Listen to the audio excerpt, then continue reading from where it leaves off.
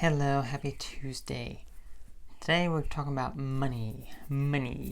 So I'm doing a whole money thing on my main channel, Automass Fidel. So if you want to check that out this week, not on YouTube, just social media, posting some things, talking about some things. Going to be a money video at the end of the week. So there's actually a question here that someone asked for this channel. So you've talked about finances. Can you lend advice on how to save money and not waste it on meaningless stuff? How do you tell apart needs and wants? Is zero debt possible in US? Needs versus wants when it comes to your finances. Well, for me, that's a very simple. But for other people, it may not be. Do you need that fancy new car? Do you need more clothing? Do you need get a new fancy TV? Do you need, A, B, and C? Do you need food? Yes. Do you need to get some sort of, pay your utility bills and your mortgage and your rent or whatever it is that you pay? Yes. What are the things that you're buying and what are they for? Are the things that you are buying, are they going to make you more money?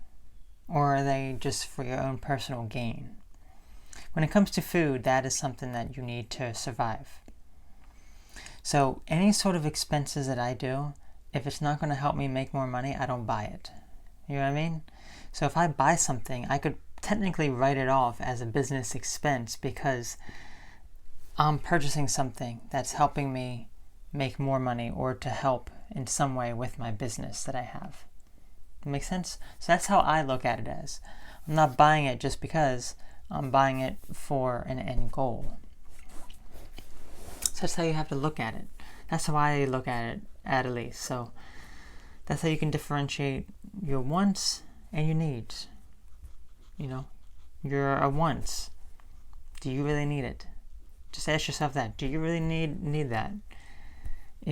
If you can't answer that with a definite yes, then it's just a want. It's not a need. And then the other part was about, is zero debt possible? Just like you're talking about like credit card debt, student loan debt, all this other crazy stuff. I am someone, as well as I know plenty of people who have no debt whatsoever. I have no debt whatsoever. As I said, I know people who have no debt. Whenever I use my credit card, I always use my credit card for payments. I use a credit card because I get 2% cash back on everything that I purchase. After it processes, I pay it off. I pay it off each and every time. I've been doing that. So because of that, I don't have any debt because I don't allow it to increase. I've never had any sort of interest applied to my credit card. It's always paid off right away. And then, that affects your credit score. That affects your ability to get any sort of loan in the future or any sort of other thing that you may want to pursue. You're going to look at your credit score and look at, your past payment history. So if you're able to differentiate your wants and your needs and you're able to save some money, then you will slowly get out of debt. It is possible. You will do it. Yet remember, debt is just a way to keep you paying for the rest of your life.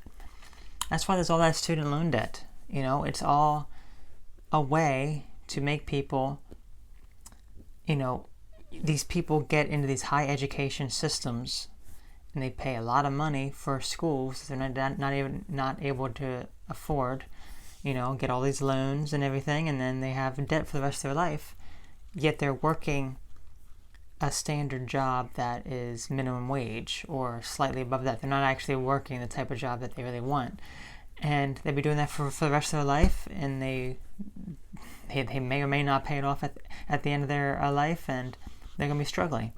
That is the financial system for you. That is what they want, because they know that if they can get you into this system, that you will be a customer for life, constantly paying, debt off, but not actually making any payments. You're just constantly increasing that interest that you have, and they'll constantly be charging you extra money on top of that. That's why, it's a waste if I let my credit card, if I don't pay it off for, a month, then I will, it will add some money on. So why would I want to pay that extra money when I can just pay it off now? But the thing is, not everyone has that luxury to be able to do that, because there's plenty of people who live paycheck to paycheck. And especially now, these days, this time that we live in, there are probably a lot more people who are struggling financially because of everything that's going on, because they are not getting any sort of government assistance, because things